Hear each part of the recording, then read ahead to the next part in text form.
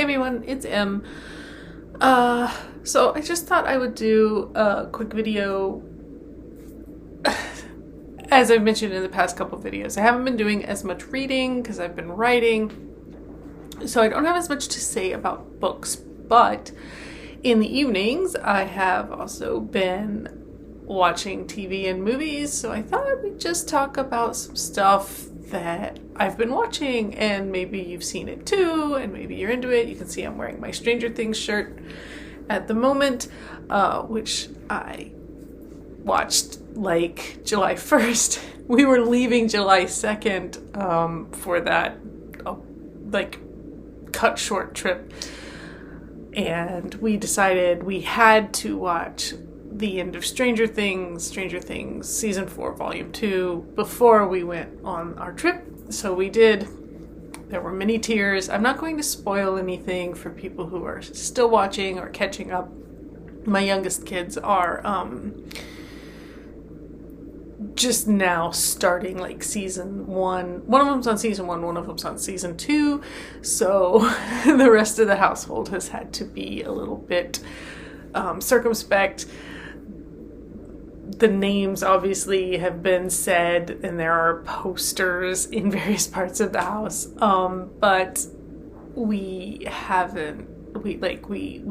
trying not to spoil it for even the family members who are catching up. So anyway, Stranger Things, I'm a big fan. I have been since the start. I paused to get my Steve and my Robin, so you can see them. I actually also have this Steve.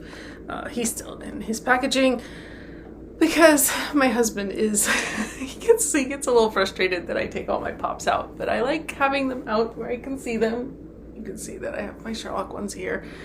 I've got Loki up here. I've got Mulder. I got a various 10th Doctors and Jareths from Labyrinth. I've got Mulder and Scully somewhere back here. I've got Scrooge McDuck. I've got Prince John from Robin Hood, Disney's Robin Hood. All of those kinds of things. But anyway, they say hello. We watched Ms. Marvel. We've been trying to keep up with all the Marvel stuff, and I'll talk about Thor, Love and Thunder in a little bit. By the way, everything I discuss I will timestamp in the description box so you can skip to things you're interested in. But anyway, Ms. Marvel was cute. I really liked it. I personally enjoy the diversity aspect. I know some people are like, oh, it's all performative, but I'm coming at this as somebody who hasn't read the comics, doesn't have like a deeply grounded understanding of the MCU as it exists outside of the films and TV shows. So I like seeing different cultures and things like that. That's always interested me. I'm the kind of person who likes to travel, so I like to see and experience different things, and this is another way to do that in some ways. Obviously, I don't always know what they're getting right or wrong. I guess I should maybe delve and see what some people from those cultures say about it. But to be honest, it's not that I don't care about the culture. I don't care about the show that much to do that kind of deep dive. I find that toxic fandom is a real problem in any fandom. The gatekeeping and the I'm a bigger fan than you because I know this or do this, or, I picked up on these little Easter eggs is just kind of nasty and gross. So I tend not to get super involved in online fandoms for that reason. Anyway, I thought Ms. Marvel was cute. Hawkeye has actually been my favorite of the Marvel shows because I just thought it was so much fun, and people always dissing Hawkeye, but I just thought it was fun. I thought that's exactly what I wanted from something like that. I actually enjoyed Falcon and Winter Soldier as well, mostly for the banter. That's the stuff that I'm here for. I don't really don't really care about these overarching plots, and though I feel like the MCU just, like, death doesn't matter, especially since we've got all these different timelines now, and oh, well, you're dead here, but you're alive here, and we can get you from that timeline, or we can go back in time and do this, and it's just a mess, and honestly, I'm tired of Marvel overall. I think for me the issue is that it used to be that a movie in a franchise came out once every 2 or 3 years, and so it was something to anticipate and look forward to. But now there's such a glut of content. There's like, several shows per year. There's 2 or 3 movies per year in this, Marvel Cinematic Universe, and in Star Wars too. You're getting show after show now. It no longer feels special because it's constant. It's a constant flow. And anything, this is just basic economics. Anything that there's a lot of, that thing is cheaper. So now Marvel and Star Wars and things like that, they feel cheap because you don't have to wait. It's always around. There's always more coming. It's become a fast food franchise instead of like a nice steakhouse to go eat at once in a while. That's my analogy for the way those things are going. Anyway, the other thing we just actually finished watching was the miniseries Under the Banner of Heaven, which is based on the Jon Krakauer book. I have tried to read this book so many times, and I've just never gotten very far. I don't know why, because I really enjoyed Into the Wild. I don't think I ever read Into Thin Air. If I did, I've completely forgotten it. But I don't know why the book, I just couldn't. Maybe I was picking it up at the wrong times, but I thought this miniseries was actually really, really good. Andrew Garfield does a fantastic job. He definitely deserves his Emmy nom. I'm surprised that this didn't get more Emmy attention. I don't know why. It's beautifully done. It's well crafted, well articulated for a very complex story. If you don't know the story, it's based on actual murders that happened in Utah in 1984, and it delves into fundamentalist Mormonism. It is a very complex story, but it's told beautifully in this miniseries, which is on Hulu, and I just really enjoyed it. Andrew Garfield does a great job as a Mormon detective having to investigate these Mormon murders, and it gives him kind of a crisis of faith, and I don't know, maybe it's just that Andrew Garfield's really good at playing a sad boy, but but also, I wish I could remember the actor's name. I will try to remember to put it, but the guy playing Bill Taba, who is Andrew Garfield's character's name is Jeb. His partner does a fantastic job as well. I just really, really liked him. And yeah, overall, I found it very engrossing. There's 7 episodes. We stayed up late last night to finish off the last 3. But yeah, I just thought that was really well done. Then we watched Persuasion. Well, we didn't watch it then, not after.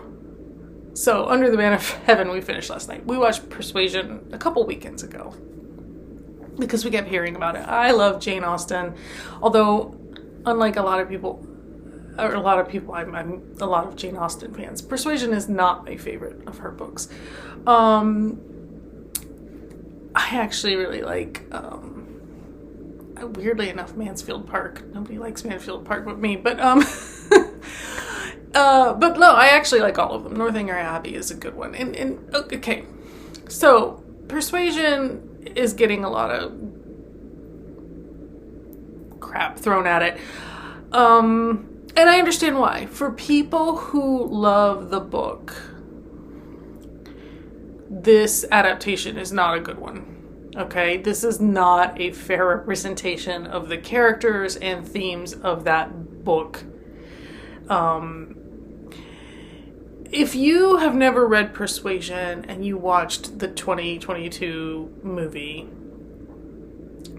you'd probably, I mean, I don't know if you'd like it, but you wouldn't have the problems that most people are having with it, I don't think.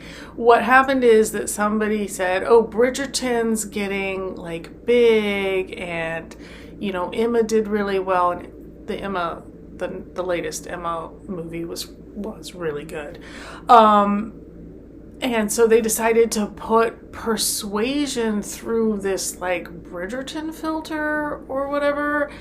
And that was not the right Jane Austen book to grab for that. I think Northanger Abbey actually would have been great for that kind of treatment as this, like, because here's the thing about Persuasion. In the book, Anne Elliot's a very somber character. She's very down to earth. And they tried to make her, I mean, they tried to modernize her. They tried to do that Bridgerton thing where they're bringing in, like, a lot of modern slant to the characters and the music, and, well, maybe not the music in this one, but, like, the, you know, the dialogue and they made her quirky, you know, and all this stuff. And Anne Elliot, from Jane Austen's Anne Elliot, is not quirky, and she's not silly, and, you know, she's not low-key sarcastic, and she's not a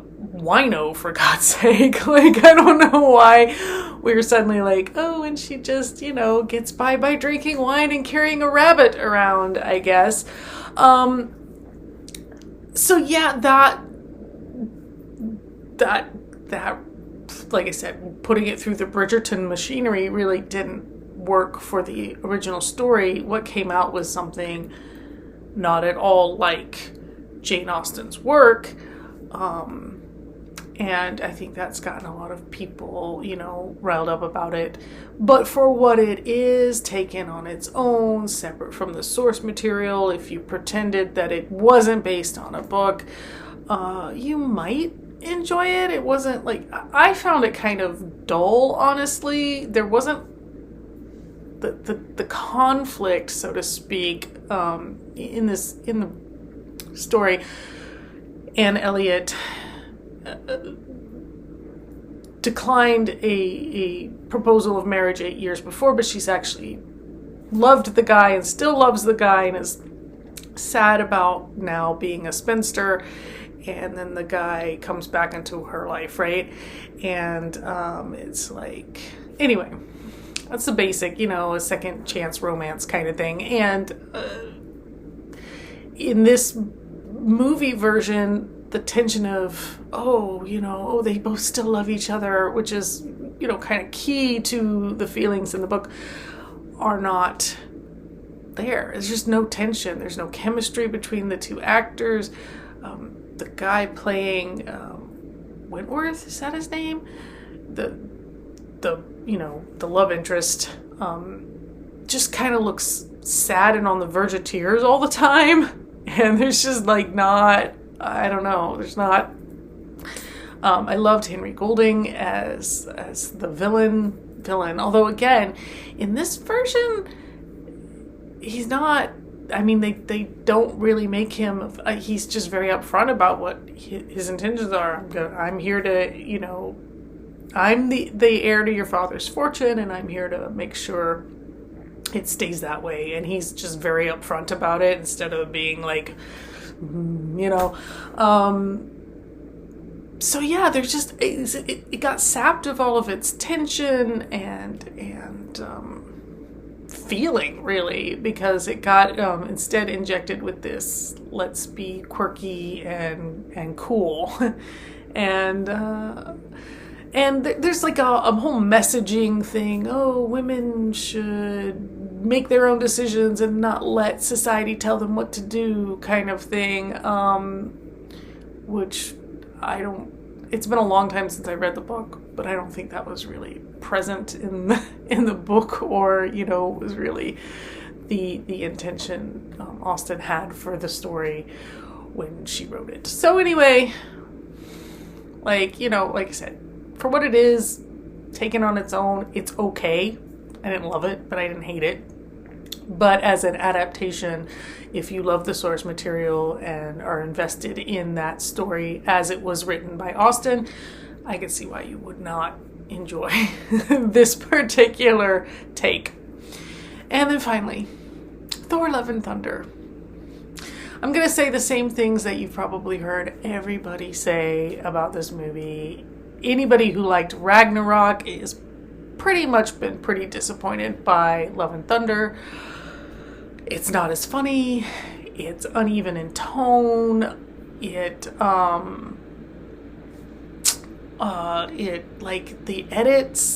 edited down to a point where I feel like there's a lot missing that would have benefited, like, more of the villains, so we got a better sense of what we see of Christian Bale is really pretty good, but we don't see enough of him to really feel like he's a threat in any way.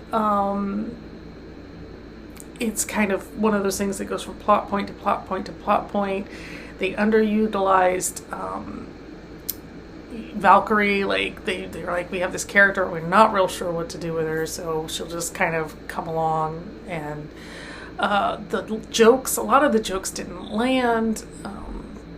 Korg singing his little ditty or whatever, and I don't know. What I did enjoy was that they brought Jane and Thor's relationship full circle, tied off that loop. The stupid goats too. I feel like for that to be funny, we needed more context for the goats, because the goats were just obnoxious. Anyway, again, I'm not going to spoil anything for you. I'm not going to deep dive. If you want to talk about it in the comments, but put spoiler alerts on anything that you might spoil it. The story in general is that the Christian Bale character, Gore, he gets hold of a sword that can kill gods, because he's mad at the gods because his daughter and his people died and the gods did nothing to save them. And so he's like, yeah, fine, then let's kill all the gods. And so obviously Thor and his god friends are in jeopardy, I guess. So it's like, we gotta stop him before he, I thought Russell Crowe was a lot of fun as Zeus. Although I was like, is this racist against, like, Italian? I think he was doing an Italian accent. My husband was like, oh no, it's supposed to be Greek. And I was like, I don't know, he sounded more like Italian to me, but I don't know. Just weird in general, but funny. But I also was like, am I allowed to laugh at this? Because we're at that point in society where it's like, I'm laughing at this and I'm not sure if that's okay. Oh no, we've finally gotten there. Okay, anyway. So mostly it was, for me, just disappointing. I don't know. My brain checked out of that movie several times and came back, and I realized I had not missed anything with my mind wandering, because they were just kind of talking and,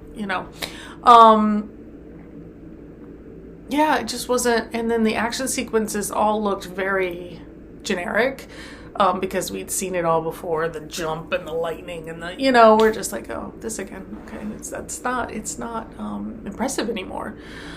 So yeah, I also just feel like the Marvel Universe, again, it's kind of become this big stew, and it's kind of like eating leftovers now. It's like, oh, you reheated this pot of stew and you're serving it to me again. Okay. I don't want any.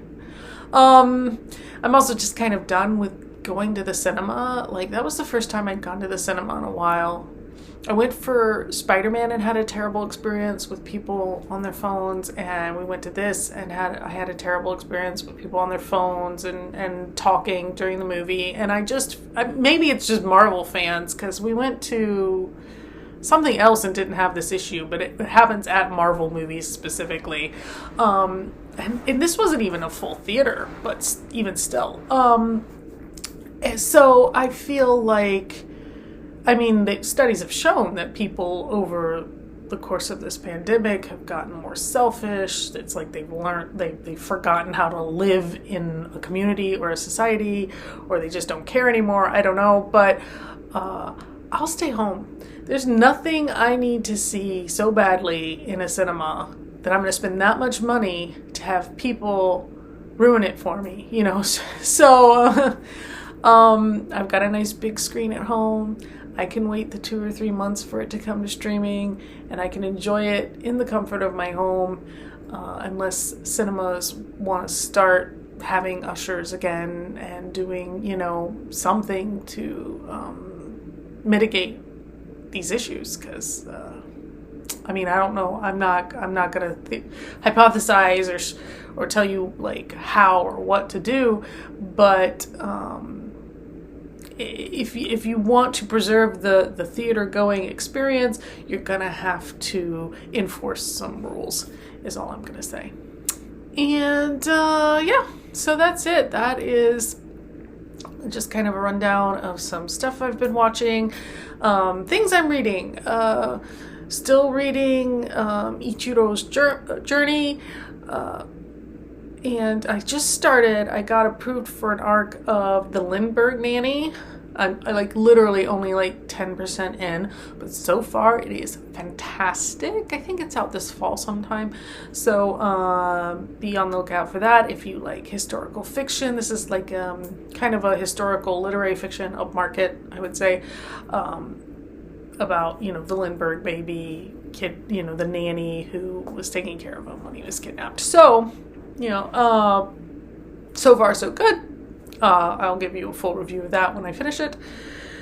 And in the meantime, yeah, I've just been writing, and I'm finally getting back into reading because finally found a couple good books. It's just finding time to read amongst all the other things that are going on between the writing I need to get done and just the day-to-day stuff around the house. I'm just not getting as much reading done as normal. But that's it. So yeah, if that's what I've been watching, if you watched any of that, let me know. If there's stuff you think I should watch that I didn't mention, let me know that too. I've been watching Hacks. I started season 2. I don't know, like the comedy's not what I'm craving drama right now, I guess. I don't know. Was there something else on Netflix that was big? Oh, Umbrella Academy 3. That was really cute. I don't know how I feel about it overall in the scheme of like, well, but anyway. And again, I haven't read the comics. My husband has, so he's like, wow, this is really different from what they did in... So anyway. But yeah, Umbrella Academy 3 was good. Not as good as Stranger Things, but good. And yeah, that's it. I guess I will see you next time.